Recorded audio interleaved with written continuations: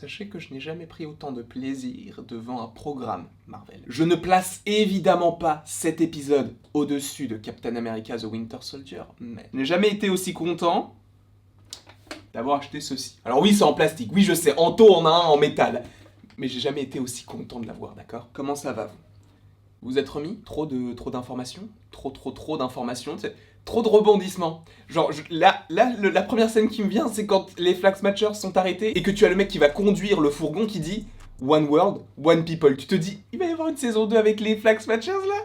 Et là, ça explose. Et c'est Zemo qui l'a fait via son petit majordome là. Sachez donc que cette critique contiendra du spoil. C'est un petit peu tard pour le préciser, mais c'est précisé. Donc laisse-moi tranquille, d'accord? J'espère que tu vas bien. J'espère que tu as passé une bonne matinée. J'espère que tu as bien apprécié l'épisode parce que je te le dis, c'est le meilleur épisode que j'ai vu d'une série Marvel. Encore une fois, on n'a eu que 15 épisodes, 9 de WandaVision et 6 de Falcon.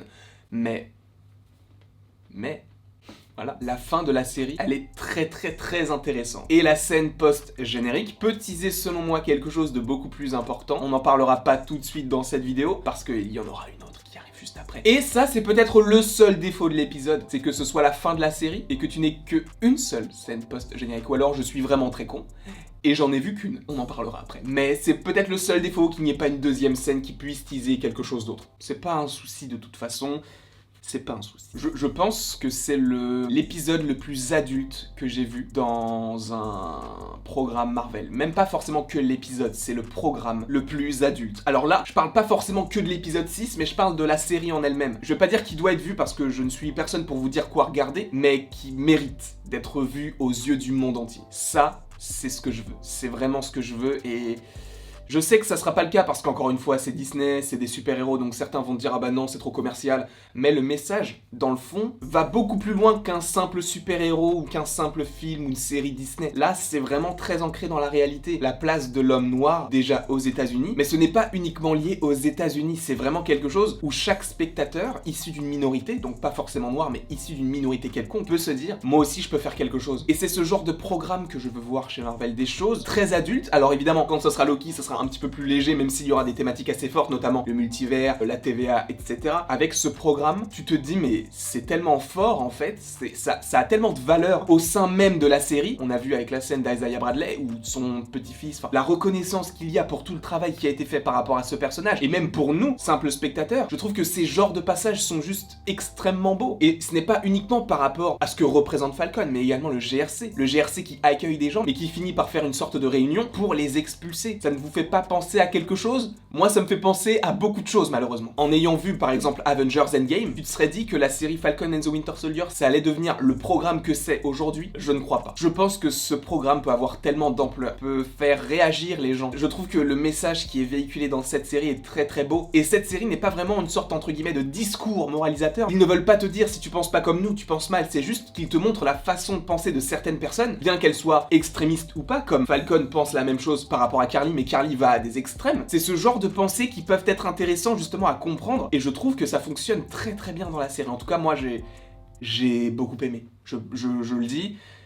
Je trouve que la façon dont les personnages sont exploités, la façon dont ça a été mis en place, c'est juste j'irais pas à dire que c'est du génie, mais c'est quasi parfait pour moi. Parce que, encore une fois, quand j'ai su qu'il y allait avoir cette série, je me suis dit, ok, ça va être cool, mais bon, est-ce que ça va être un petit peu trop du Captain America? On a des références, on a pas mal de références, même s'il y en a beaucoup, mais c'est tellement discret que tu te dis, mais c'est pas du tout lié à Captain America, c'est lié au Faucon. Et c'est même pas le Faucon, c'est lié au Captain America qui est devenu Sam, et ça, c'est beau. Personnellement, cela me fait extrêmement plaisir d'avoir ce genre de programme, parce que les gens peuvent s'identifier à des personnages auxquels ils ne pouvaient pas s'identifier il y a 10, 20 ans. Et là, les mentalités changent, et c'est ça qui est beau. Je vais arrêter mon petit discours par rapport au contexte de la série pour rentrer vraiment dans du concret. Je pense que c'est aussi ce que vous voulez, donc on va rentrer dans du concret. Sharon Carter va mourir, parce que déjà Batroc il est mort, bon c'est pas toi qui l'as tué, mais je voulais possiblement la voir un petit peu plus longtemps, parce que moi je l'aimais bien, je me suis dit peut-être qu'il peut intégrer l'équipe des Thunderbolts, parce que c'est un anti-héros, c'est même un criminel en fait, c'est pas un anti-héros, c'est totalement un criminel. Donc je me suis dit, pourquoi pas? Sauf qu'au final, ça n'a pas été le cas, c'est bien dommage, mais bon, voilà, on peut pas changer les choses malheureusement.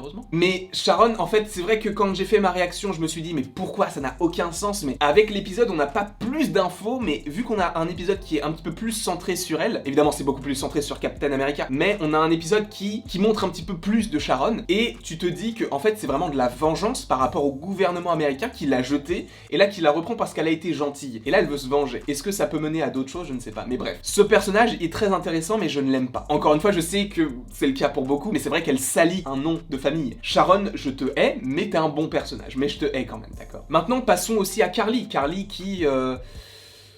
Bah, fait du Carly quoi, je l'aime pas. Et bon, pour le coup, c'est aussi un bon personnage, mais je l'aime pas. J'aime pas sa façon d'être. Encore une fois, c'est un Sam, mais extrémiste. Et je trouve que c'était aussi très intéressant de voir comment ce personnage de Carly allait faire évoluer ses acolytes, entre guillemets, puisqu'il la suivait de moins en moins. Alors, ça n'a pas été vraiment utile, en tout cas à l'intrigue, parce que tout s'est fini pour eux avec l'explosion, ou même avec le fait que Sharon tue Carly. Est-ce que c'était vraiment utile? Je pense que c'était utile parce que ça montrait qu'elle était beaucoup trop extrême, alors que justement, elle ne voulait pas tomber là-dedans. Et pourtant, elle y est tombée. Et ça, c'était intéressant par rapport à la construction du personnage. Maintenant, John Walker. John Walker, je t'aime. Oui, au début, je t'aimais pas. D'accord, je t'aimais pas. T'étais un très très très bon personnage. Et je me demande si t'es même pas le personnage que je préfère dans la série. Peut-être pas. Il y a quand même Captain America. On peut pas le nier. John Walker, US Agent maintenant, mon gars. On a revu Val. Il a le costume de US Agent dans les comics. Parce que Val, à mon avis, elle monte un petit collectif. Hein, et je te parle pas de Magic System, non, non, non. Je te parle bien d'un collectif de super-héros. C'est très intéressant. Parce qu'encore une fois, le personnage de Val devrait a priori être dans Black Widow. Pourquoi est-ce qu'elle serait dedans? Est-ce qu'elle serait liée à Taskmaster, au Général Ross, à Yelena Belova, même à Black Widow? J'en sais rien du tout. Mais elle devrait y être apparemment. Et ça peut être très intéressant parce que sachant que Black Widow se passe en 2016, ça montre vraiment que ce personnage commence à créer son équipe, et je pense que tout cela sera très intéressant à découvrir. US Agent, je t'aime, d'accord? Même si ton personnage, au début, je l'aimais pas, maintenant, je peux te dire que t'es ce que je veux. En fait, il avait le dilemme de soit tuer Carly, soit aller récupérer le camion qui allait tomber. Il a récupéré le camion. Et ça, pour moi, ça suffit à aimer ce personnage. J'aimerais également parler de Isaiah et de Elijah, parce que ce moment-là était extrêmement fort. Je ne dis pas que c'est le moment le plus intéressant de l'épisode, pour moi, c'est le discours de Sam, mais le passage où ils se font un câlin, où tu vois que là il est reconnu à sa juste valeur, mais ça moi ça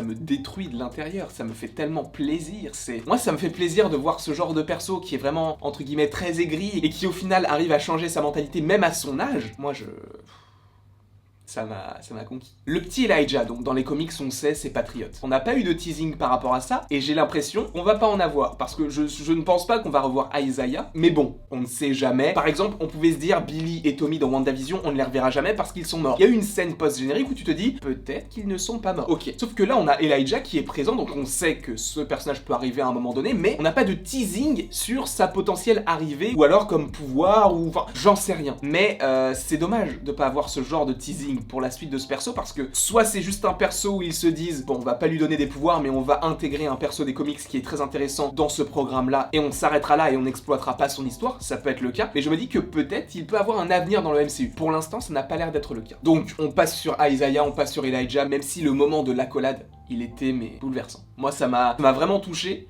et que dire. Il y a des personnages qu'on n'a pas encore évoqués comme Bucky ou Captain America. D'ailleurs ça, petit défaut entre guillemets également, parce que c'est vrai qu'à la fin t'as Captain America et le soldat de l'hiver, mais le soldat de l'hiver, c'est un méchant entre guillemets. Personnellement j'aurais pu s'appeler ça Captain America et le loup blanc. Ça aurait été parfait en fait. Je ne dis pas que ce n'est pas parfait là, si en fait je viens de le dire. Mais j'aurais peut-être préféré qu'on l'appelle le loup blanc parce que ce n'est plus le soldat de l'hiver en soi. Mais ce n'est pas grave, ça je passe. Et donc commençons par Bucky. Parce que Bucky, très bon épisode, ce n'est pas le personnage vers lequel on va aller dans cette série, et d'ailleurs on n'a pas vu la scène du trailer dans la journée, enfin c'est pas très grave puisqu'on a déjà vu le costume donc ça me suffit, mais c'est vrai qu'entre guillemets on a peu vu Bucky, c'est pas très grave, c'est pas du tout grave parce que à mon avis on va bientôt le revoir. En soi, la fin de la série pour les deux, j'en parlerai plus tard. Bref, pour Bucky il n'y a pas énormément de choses à dire, il a dit ce qu'il avait à dire à Monsieur Nakajima, il a sûrement été extrêmement triste, il ne veut plus lui parler, au moins Bucky il a fait ce qu'il devait faire, et ça c'est, je trouve, la meilleure chose qui puisse lui arriver, sachant qu'il a rayé tous les noms de sa liste. Que ce soit Zemo ou que ce soit Nakajima, tous les noms ont été rayés. Il est plus le soldat de l'hiver, c'est fini ce temps-là. Parce que déjà qu'il ne l'était plus intérieurement, mais il restait entre guillemets des brides. Là, il n'y a plus rien. Passons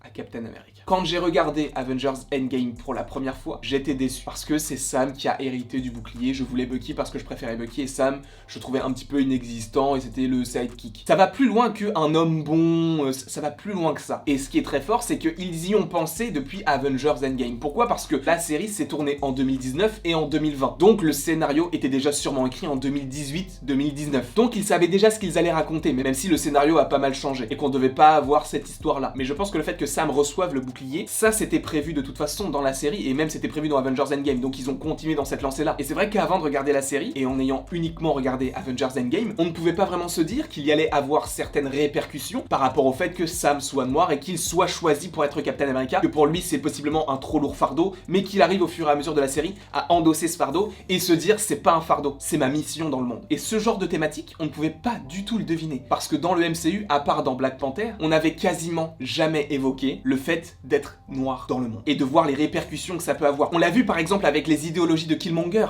mais par rapport à The Falcon and the Winter Soldier, là c'est très fort ce qui s'est passé dans la série. Donc on ne pouvait pas du tout douter de ce qu'il aurait pu se passer dans la série par rapport à la fin d'Avengers Endgame. Parce que quand on a vu le début de la série, on pouvait juste se dire, bah c'est juste qu'il ne se trouve pas au niveau de Captain. Sauf que ça, c'est la thématique de US Agent, enfin John Walker. Ce n'est pas la thématique du Faucon, parce que le Faucon, lui, pour lui, il a pas besoin de super sérum. Lui, il veut juste faire le bien. Mais son refus du bouclier passe aussi par rapport au fait qu'il se demandait s'il allait être accepté par rapport à sa couleur de peau. Et ça, on n'aurait jamais pu le deviner. En tout cas, je trouve que tout fonctionne très bien dans la série, et je n'ai pas encore parlé. Et je n'ai pas encore parlé de son costume. Oui, j'ai été spoilé dès le début de la série, mais j'avais oublié ce jouet. Sauf que durant un after, je m'en suis rappelé, il y a eu un flash comme ça. Et je me suis dit, mais c'est toi? D'accord. Bah j'ai été spoilé, mais le costume en est pas moins stylé, il est incroyable. Personnellement, il me fait plaisir. Il est juste super beau. Tu sais que les ailes sont en vibranium. Maintenant, t'as même plus besoin de le préciser, ça vient du Wakanda, donc tu sais que c'est en vibranium. Même le costume en soi est en vibranium, puisqu'ils font même des vêtements avec. Mais le discours, quand il prend à partie le GRC là...